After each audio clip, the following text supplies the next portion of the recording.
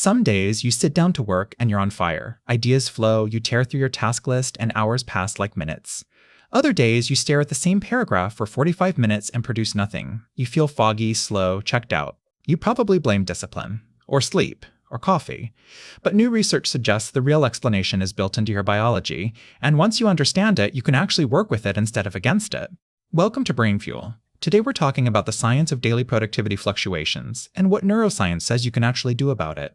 A study published in April 2026 from the University of Toronto found that subjective mental sharpness, simply feeling sharp, has a measurable impact on output.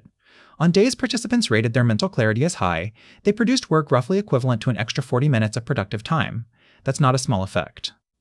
But what drives that feeling of sharpness? And can you engineer it? Here's where neuroscience gets interesting. Your brain doesn't operate at a single, steady level of alertness throughout the day. It cycles. Neuroscientist Nathaniel Kleitman, the same researcher who discovered REM sleep, identified what he called the basic rest activity cycle, or BRAC. This roughly 90-minute oscillation doesn't stop when you wake up.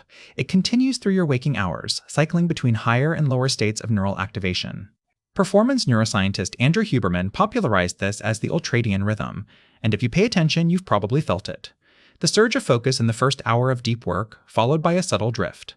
A feeling of wanting to look at your phone, get up, do something easy. That's not weakness. That's your brain completing a cycle. Most people fight this signal. They push through, grinding harder as the quality of their output quietly degrades. The research suggests a different approach. Honor the rhythm. After 90 minutes of focused work, take a genuine 10 to 20-minute break, not a scroll break. An actual cognitive rest, a walk, a nap, quiet time with no inputs. What you do in those rest windows turns out to matter enormously. Your brain uses that time to consolidate what it just processed. Interrupting rest with more input, more notifications, more content disrupts that consolidation. You're not recharging, you're just adding more noise.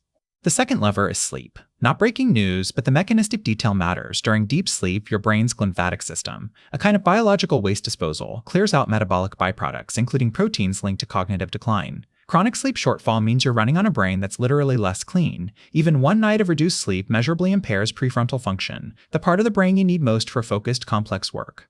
The third lever is emotional state. The same University of Toronto research found that depressive traps, rumination, self-criticism, low-grade dread, consume cognitive resources that would otherwise go toward the task in front of you.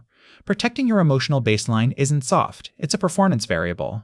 Put this together, align your hardest cognitive work with your peak ultradian phase, take real rest between cycles, protect your sleep, and manage your emotional inputs. You're not fighting your biology anymore, you're working with it. Your most productive days aren't random. They're predictable, if you know what to look for. Subscribe if you want more of the science that actually improves how your mind works. Like if this gave you something to think about. I'll see you in the next one. Brain Fuel. Feed your mind.